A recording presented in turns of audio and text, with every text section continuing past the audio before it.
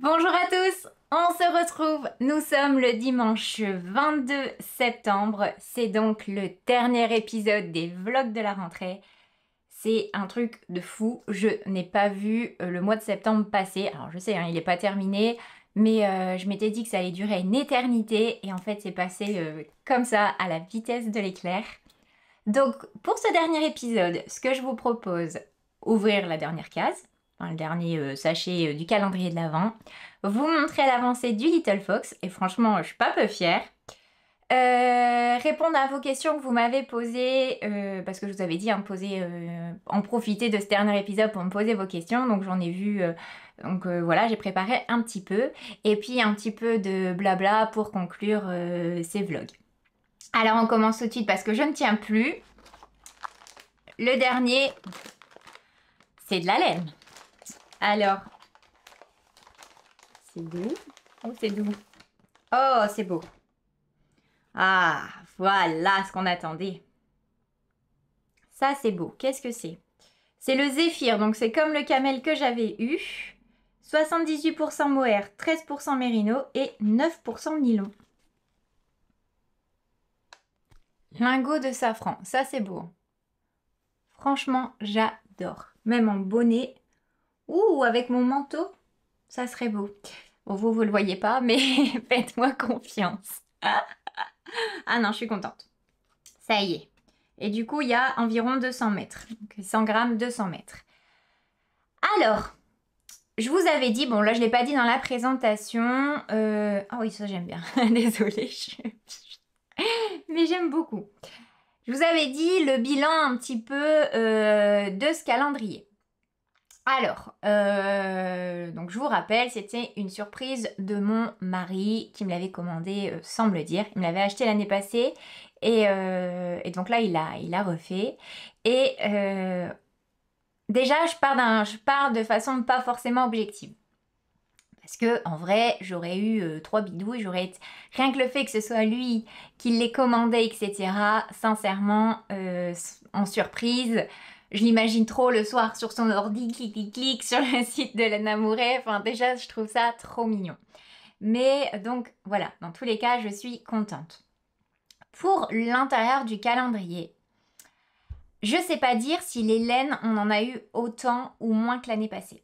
L'année passée, il y avait j'ai l'impression, des plus petites quantités, mais on avait beaucoup de mini avec les teintes laine amouret. Alors, là aussi, c'est les teintes laine amouret, mais il y a moins de couleurs différentes.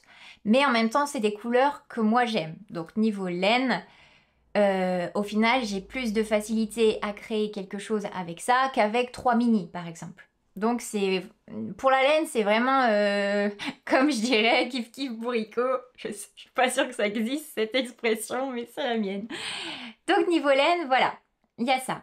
Pour les goodies, c'est à peu près comme l'année passée. La tasse, on a eu la même. Le thé, on a eu pareil. Les marqueurs, pareil. Enfin voilà, tout ça, c'est pareil. J'en étais contente l'année passée et j'en suis contente cette année. Mais la vraie case où j'ai pas compris, les patrons. Ah oui, les patrons, je les trouve bien plus beaux. L'année passée, ils étaient beaux, mais moins dans mes goûts que cette année. C'est parce que c'est ça aussi qui est difficile, c'est toujours en fonction de mes goûts et vous n'avez pas forcément les mêmes goûts que moi, donc c'est difficile de dire c'est bien ou c'est pas bien. Donc niveau patron, l'étole, peut-être que mon mari l'a eu, mais il me l'a pas encore dit, mais bonnet, mitaine, franchement j'adore, c'est totalement mon style et je suis vraiment contente. Et ceux-là, je vais les tricoter, tandis que ceux de l'année passée, je les ai pas fait. Voilà, donc ça, c'est mieux. Pour les goodies, ce calendrier, en fait, c'est pas un calendrier laineux. Alors, c'est vrai que si j'avais pu avoir ça tous les jours, clairement, pas de souci. D'ailleurs, ça me gratte, je suis désolée. Les fils qui sont déjà partis dans mon visage. Et clairement, oui, si j'avais pu avoir ça tous les jours, bah, trop bien. Mais le but, c'est pas que Laine Amouret se retrouve en déficit pour me faire plaisir. Forcément, c'est le jeu, un calendrier, bah, il faut que toi tu sois contente, mais eux, ils doivent, voilà, ils doivent gagner de l'argent. Donc, ils peuvent pas faire ça tous les jours. Donc ça, j'en suis consciente. Donc les goodies, en vrai, j'en suis contente. Il n'y a que les petits bouts de papier, alors elle n'a pas compris. Je peux vous assurer que j'ai revu Brenda, rien que quand elle m'en a parlé, elle pleurait de rire parce qu'elle me dit je l'ai vu sur ta tête. Enfin, elle me disait qu'elle avait vu cette vidéo dans le train, elle riait toute seule dans le train. Mais donc là, j'ai pas compris sur le coup, je me suis dit non mais... Et après, je me suis dit... Je pense que la teinturière, donc Pauline, a vraiment voulu faire un calendrier de l'automne et pas un calendrier laineux. Un calendrier de l'automne où tu reviens un peu dans ton monde un peu plus cocooning ou après avoir passé l'été dehors. Enfin, si t'as de la chance, hein. Moi je l'ai passé à l'intérieur parce qu'on a eu un temps horrible. Mais si t'as de la chance, t'es un peu plus dehors, les barbecues, les machins, les trucs. Et que là, c'est vraiment le moment où tu te remets dans ton cocon, où tu rallumes tes petites bougies, etc., où tu ressors tes décos. Et aussi une expérience où voilà, où tu écris du positif, où tu apportes du positif, etc. aux autres. Je pense que vraiment, c'est des valeurs auxquelles elle croit et des choses qu'elle met en pratique au quotidien. Alors je dis pas que j'y crois pas, qu'il faut pas faire plaisir aux autres, etc. C'est pas ça. Mais comme je vous disais, j'ai pas besoin de petits bouts de papier. Enfin, je suis le genre de personne, même si je suis timide et je vais pas forcément vers les autres, si je croise quelqu'un, une dame qui est super bien habillée ou avec des chaussures ou je sais pas quoi que j'adore, je vais lui dire. Enfin, ou mes collègues, quand ils ont été chez le coiffeur, ou je vais dire ah t'es toute belle. Enfin voilà, j'ai pas besoin de papier pour faire des compliments aux gens, parce que c'est mon caractère, parce que je suis comme ça. Mais peut-être que si c'est pas le cas, bah peut-être que ça peut faire du bien aux autres ou alors recevoir des petits mots comme ça, des petits messages positifs, ça peut faire du bien. Donc moi forcément c'était pas mon truc, mais pourquoi pas. Donc en vrai je suis contente de ce calendrier. Ça m'a permis d'avoir un support aussi pour revenir et de me lancer dans l'aventure des vlogs. Et avoir une petite surprise tous les jours, franchement, j'en étais très très contente. Voilà pour ce bilan. Je ne sais pas trop quoi dire d'autre. Bah ouais, malgré les petits bouts de papier le lendemain, moi j'étais contente d'aller réouvrir mes petits sachets et de voir ce que j'allais avoir. Et puis franchement, quand je vois ça, moi je suis refaite, hein. J'ai oublié les petits bouts de papier. Non, j'en suis très contente. La laine est très très jolie. Et pour le coup, les couleurs, etc., c'est totalement mes couleurs. Voilà. Voilà pour l'expérience calendrier calendrier de l'automne. Ensuite, je vous montre mon petit Little Fox qui a franchement bien avancé. Une fois que tu as séparé le corps des manches, ça va vite. Alors par contre, là j'attends, mon petit bonhomme est parti à une journée du patrimoine avec son papa, enfin avec mon mari. Donc du coup j'attends de mesurer parce que elle dit que la longueur sous emmanchure ça doit faire 35 cm. J'ai regardé sur moi, le 35 cm c'est à peu près le pull gris que j'ai fait. Donc mon fils est grand mais peut-être pas autant quoi. Donc, affaire à suivre. En tout cas, je l'ai essayé après avoir séparé le corps des manches. Et franchement, niveau largeur, c'est pas si déconnant. J'avais l'impression qu'elle allait flotter dedans. Mais on se rend pas compte. Oula! Oula, je fais des bêtises. Mais comment c'est possible? Alors, excusez-moi. Tac. Je rattrape mes mailles. Le bouchon a volé. Voilà. Oui, donc je vous disais... Je recommence. Purée, ça va faire plus de 20 jours que je filme, c'est toujours le Jean-Michel à peu près que je propose. Hein. Le contenu ne s'est pas amélioré. C'est incroyable. Et du coup, ouais, je disais, on se rend pas compte, mais c'est vrai qu'une fois qu'il y a les épaules, etc., bah, ils sont pas non plus... Enfin voilà, ça grandit, quoi. Mais je suis contente. Le bleu, je l'adore. Clairement, ce pull, j'aurais bien gardé pour moi, hein, je réitère. Si quelqu'un connaît Alice Gerfaux, bah moi je le veux bien en taille adulte. Si vous pouvez lui passer le message, ça serait bien sympathique. Je vous remercie d'avance les gens. Voilà, bon je vous en montre pas plus parce que j'ai l'impression que tous les 3 rangs je vous les montrais ce pull. La suite ça sera dans le prochain podcast, donc il sera dimanche. Enfin, oui, dimanche pour vous, j'allais dire dimanche prochain, mais non, dimanche. Pour vous, on a déjà attaqué la semaine. Et pour les questions, on m'a demandé combien de temps on pouvait garder les écheveaux bobinés avant de les remettre enfin, oui, en pelote, au lieu de les mettre en écheveau. Je sais pas si je suis claire. Je suis pas réveillée depuis longtemps, en vrai dire. J'ai les neurones qui recommencent à revenir, les branchements à se faire, mais tout n'est pas tout n'est pas encore efficace. Donc je vais être honnête avec vous, je n'en sais rien. Je sais que les garder bobinés, apparemment, au bout d'un certain temps, ça s'abîme, mais au bout de combien de temps, sincèrement, je ne saurais pas vous dire. Si vous avez la réponse, n'hésitez pas à mettre en commentaire et à partager vos connaissances. Perso, j'en ai pas à ce sujet, donc je ne saurais pas vous dire. En général, moi, je bobine ce que je vais tricoter dans la foulée, donc ça reste jamais longtemps tout serré. J'imagine qu'au bout d'un moment, la laine doit s'abîmer, mais au bout de combien de temps, je ne saurais pas vous dire. Ensuite, on m'a demandé de parler un peu des fournitures qu'il faut pour se lancer en couture. Alors, sachez déjà que je suis trop contente. Je suis joie parce que pas mal de monde m'a dit que mes vidéos, mes vlogs leur avaient donné envie de se mettre à la couture. Et franchement, j'en suis mais super contente, vraiment, vous me faites plaisir. Alors après, vous dire une liste de matériel. On va commencer par la base, la machine et la machine à coudre, hein, c'est indispensable. Et ça, je parle vite, non? Je ralentis. Et en vrai, je pourrais pas vous conseiller une machine. Parce que déjà, l'idéal, en vrai, l'idéal, si vous avez autour de vous quelqu'un qui fait de la couture ou qui a une machine à vous prêter, l'idéal c'est d'en prendre une qui va bien, que la personne s'écoute plein de choses avec et qu'elle vous la prête pour voir si vous allez aimer cette couture. Enfin, aimer la couture, cette couture. Et parce que la machine, franchement, c'est un investissement. Alors, de prime abord, on a envie de quoi? On a envie d'aller vers le premier prix. Sauf que le premier prix, bien souvent, c'est plus difficile à utiliser, pour enfiler le fil, elle passe pas forcément toutes les épaisseurs. Donc le fait que ce soit plus difficile quand on est débutant, on aurait tendance à baisser plus vite les bras et à dire non, c'est pas pour moi. Ensuite, vous avez des machines, elles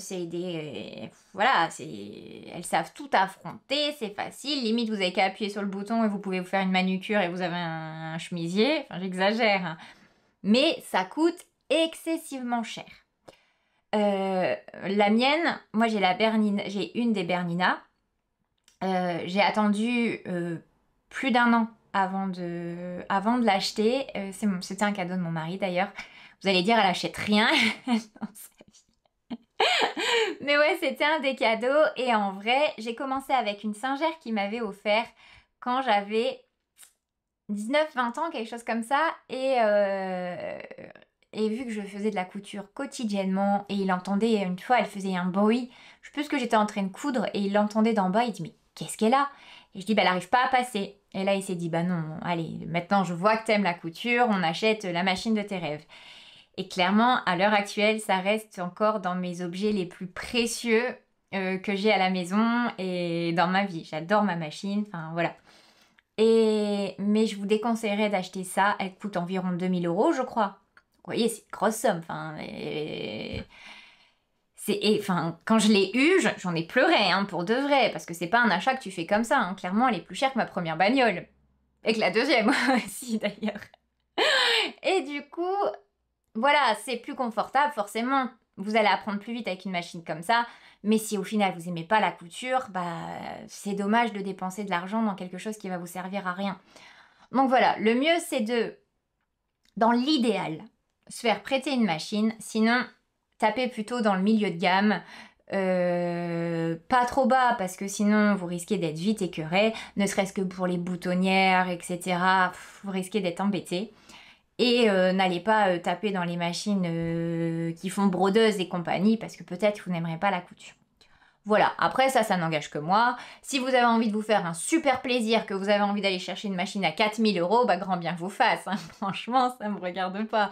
Mais voilà, moi je vous dis, dans l'idéal, comment j'aurais aimé commencer? J'aurais aimé commencer par une milieu de gamme. Il y en a une qui est top. Je peux vous dire, à l'époque, moi je l'avais eu en solde et parce que j'ai deux machines. Je faisais tellement de couture que j'en avais une pour en haut et une pour en bas. Parce que la Bernina est très bien, mais elle est très lourde et je sais à peine la porter. Et du coup, j'avais une petite Passeport. C'est Pfaff Passeport et à l'époque, elle avait été bien soldée parce qu'ils avaient sorti le nouveau modèle. Et du coup, celle-là, elle est top. Elle est légère, elle est pas trop sophistiquée, mais elle sait tout faire. Enfin, franchement, elle est top. Les Pfaff sont très bien. Voilà. Et ensuite, en matériel. En matériel, pour commencer, en vrai, il faut pas... Ah, vous avez... Hier, on m'a dit que j'avais un tic et qu'il disait en vrai, mais c'est...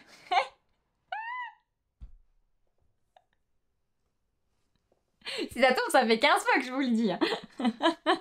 Ça m'a fait rire ce message. J'ai répondu à cette dame, j'ai dit, oh, je savais que j'avais plein de tocs et maintenant j'ai des tics. Et Brenta m'a dit oui, c'est vrai que maintenant que tu le dis, c'est vrai que tu le dis souvent. Donc, maintenant, à vous de compter combien de fois je vais le dire. Donc, je vous disais, il faut pas plein de matériel. Il vous faut, enfin selon moi pour débuter, ciseaux. Alors, si vous avez bien suivi les vlogs, vous le savez, un ciseau pour le papier, un ciseau pour le tissu et il ne change pas, lui fait pas du tissu, si, lui fait du tissu mais il fait pas de papier et inversement. La base, deux ciseaux. Si vraiment vous avez des tout petits ciseaux pour couper les petits bouts de fil, genre ciseaux de broderie, c'est top. Voilà. Ensuite, j'ai l'impression que je fais des tutos.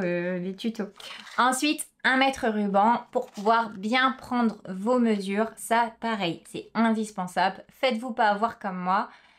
La première fois que j'ai cousu un vêtement, je me suis dit, en commerce, je fais du 34-36. Je vais partir sur du 36, comme ça, je suis sûre de passer. Et le truc m'arrivait comme ça. On aurait pu être à deux dedans.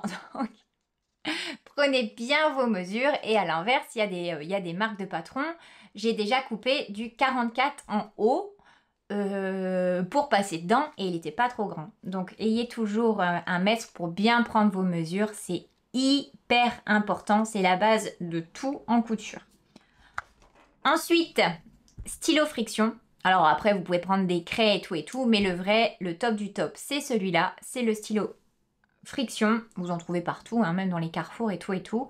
En fait, ce qui est top, c'est que vous pouvez écrire toute votre vie sur le tissu, donc les repères, les machins, droit fil, coupé, épaule, tout ça, vous passez un coup de fer et ça s'efface. Donc ça, c'est quand même top du top. Apparemment, l'idéal, celui-là je l'ai piqué à mon fils, hein, c'est son stylo d'école, mais les miens sont, je ne sais pas où, je crois qu'ils sont cuits. Mais l'idéal, ce sont les turquoises, parce que les turquoises, ce sont les seuls où même par grand froid, les températures, les traits ne réapparaissent pas. C'est Madine Estelle qui avait expliqué ça, une dame qui avait fait une robe de mariée sur mesure. Et sauf qu'elle allait se marier dans une île et dans la soute, en prenant l'avion, quand elle a pris sa robe, bah, tout était réapparu.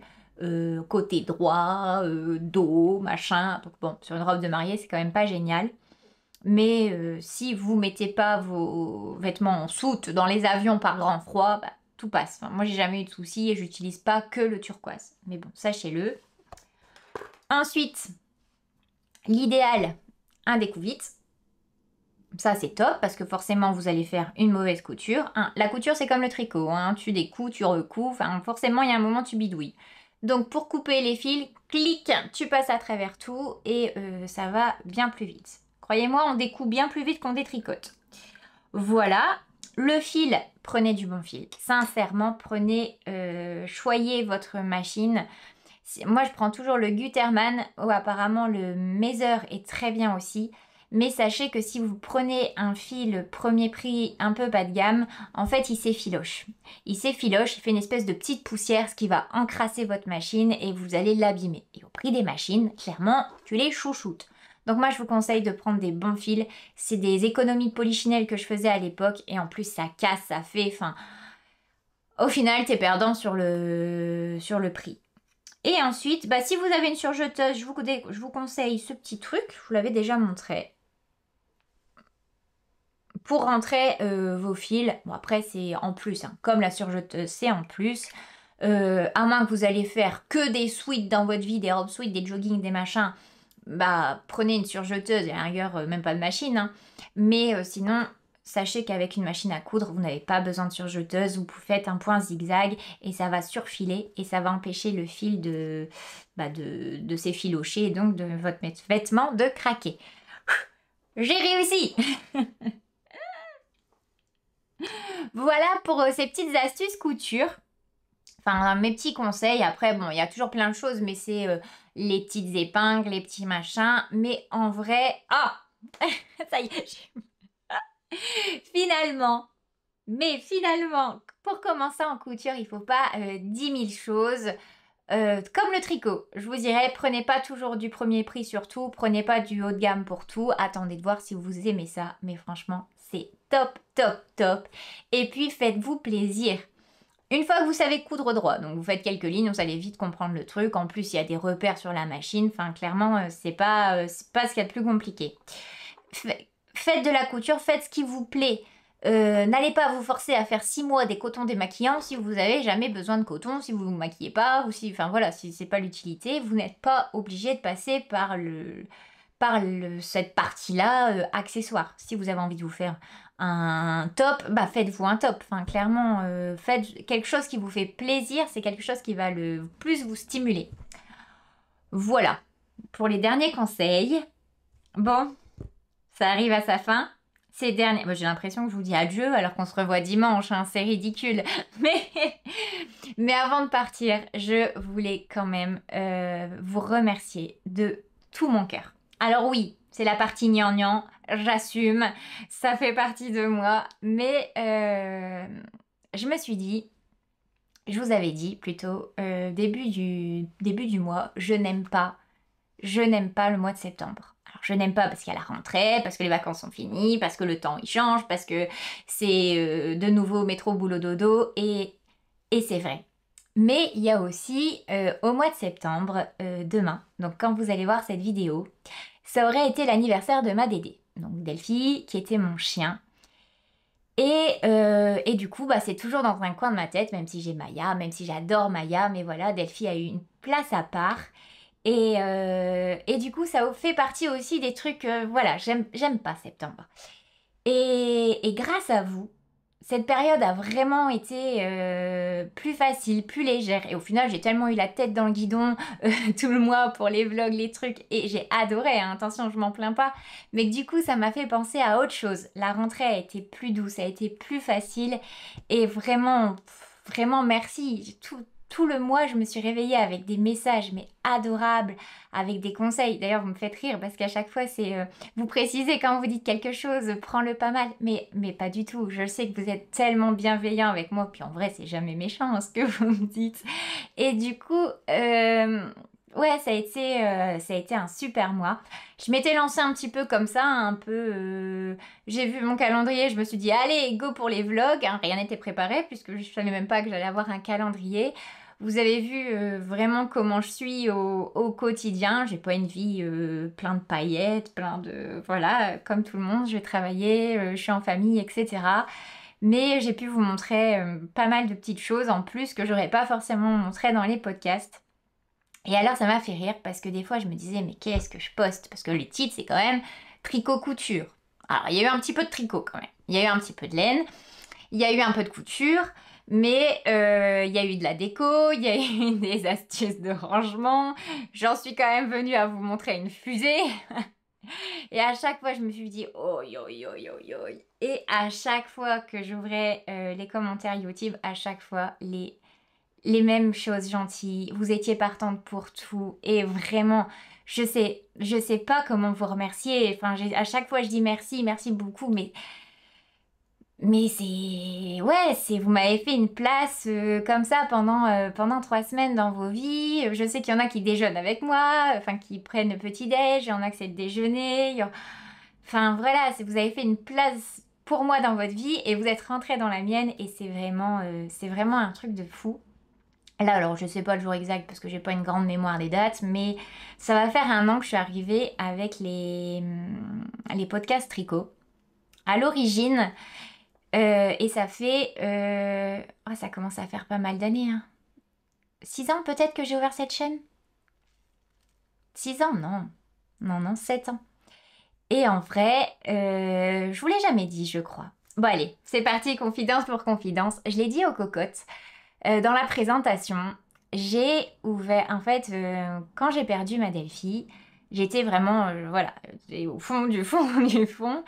Et depuis toujours, j'adorais YouTube. Quand j'ai découvert YouTube, à l'époque, c'était quand je me suis mis en ménage avec mon mari. J'avais 21 ans. Oh, ça remonte. J'avais 21 ans et j'avais découvert YouTube avec les tutos maquillage, coiffure, tout ça. Et j'avais adoré. Bon, vous voyez, coiffure, ça m'a pas rapporté grand-chose, hein. Clairement, je suis... C'est une lutte quotidienne avec eux et c'est des sacrés adversaires qui gagnent régulièrement.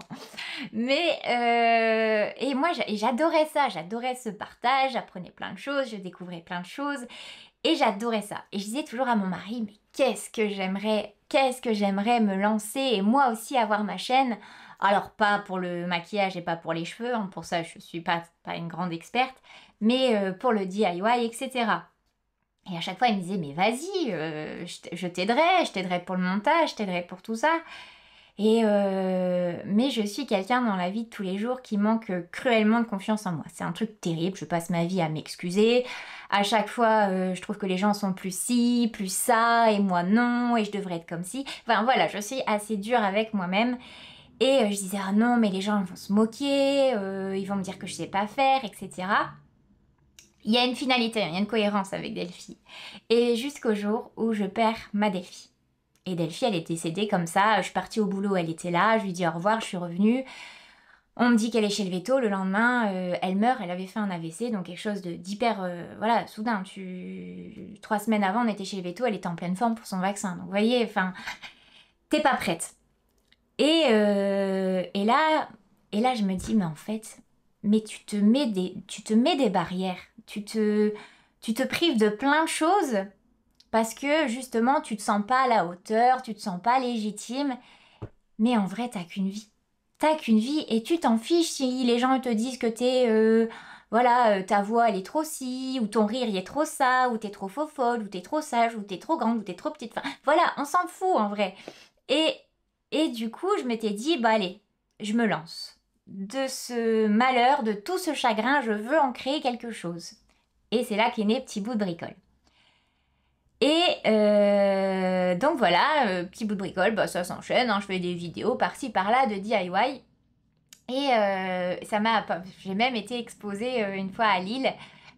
C'était un truc de fou. Enfin, mon mari m'avait fait une pancarte, c'était passé aux infos. Enfin, ça m'a rien rapporté, hein, ça m'a pas rapporté un rond. Hein, mais j'étais tellement fière d'avoir vécu cette expérience. Et puis mon mari qui me disait, oh, je suis fière de toi. Et puis ensuite, il y a eu le Covid, etc. Donc j'ai laissé tomber. Mais ça me manquait. Ça me manquait de partager, ça me manquait d'avoir des commentaires de gens que je connaissais pas forcément. Et voilà, et de me faire des connaissances. Et ça commençait à germer dans un coin de la tête. Et j'en parlais, mais j'osais pas revenir. Et puis surtout, je voulais faire du tricot, je voulais faire comme j'avais vu. Donc à l'époque, je regardais Lysandre, je regardais Tricot Libri et je regardais Les Cousettes de Loup. J'ai regardé toutes leurs vidéos. Enfin, c'était un truc de fou. Et je lui disais, ah, j'ai envie de faire ça. Et je suis arrivée j'avais fait, allez, à la rigueur, j'avais dû tricoter 2 pulls, une écharpe, franchement pas beaucoup plus. Je suis arrivée là en sachant pas tricoter, en demandant des conseils tous les 5 minutes et vous avez été là et vous avez été au rendez-vous et vous avez toujours été bienveillant. Et tout ça pour vous dire, vous mettez pas des freins, vous mettez pas des barrières, voilà, vivez à fond ce que vous avez envie de vivre. Et jamais, jamais je me serais dit que j'allais avoir une communauté tricot et qu'un jour j'allais avoir autant de gentils messages. Donc vraiment du fond du cœur. du fond du cœur, je vous remercie pour toutes vos gentilles attentions, pour vos gentils commentaires, pour tout, parce que c'est une aventure incroyable. Je sais pas exactement combien on est, je pense qu'on doit être plus de 5000. Mais c'est difficile à dire parce il y a encore ceux du compte DIY, enfin quoi qu'au début que je postais des vidéos, je perdais plus d'abonnés que j'en gagnais parce que les ordis YouTube reviennent régulièrement vérifier les faux comptes, etc. Et puis les comptes qui ne viennent plus. Donc ça fait souvent du nettoyage. Donc en vrai, je sais pas dire combien j'ai d'abonnés, mais toujours est-il que voilà, le nombre que j'ai, vous êtes vraiment adorables. Et puis je vous remercie vraiment. Voilà, c'était encore un petit peu plus de moi. Du coup, vous avez eu, en plus des avions et de la déco, vous avez eu 36-15, je te raconte ma vie. Mais voilà, c'était important. Vous m'avez partagé plein de moments de votre vie, vos anniversaires de mariage, vos anniversaires, vos petits moments de vie dans le moment où vous me regardiez, vos loisirs, vos souvenirs avec vos enfants quand ils étaient plus petits, vos petits-enfants, enfin voilà, vous m'avez partagé plein de choses et je pense que c'était à mon tour maintenant de me mouiller un petit peu. J'espère que cette partie aura pas été trop longue hein, parce que quand je commence à jacasser, je ne m'arrête plus. Et voilà. Et pour conclure, je vous dirais aussi, donc les vlogs se terminent, mais pas septembre en or. Donc si vous avez commencé, et je vous en remercie, et sinon il n'est pas trop tard, n'oubliez pas, il est possible de participer à notre échelle en enregistrant nos kilomètres avec Garmin ou Strava. C'est en partenariat avec Oscar Lambret. Chaque petit pas compte pour les bouts de chou et voilà. Et merci d'ailleurs pour les retours que vous avez fait sur cette belle cause. J'en suis très contente. Vous êtes plusieurs à avoir découvert Septembre en or.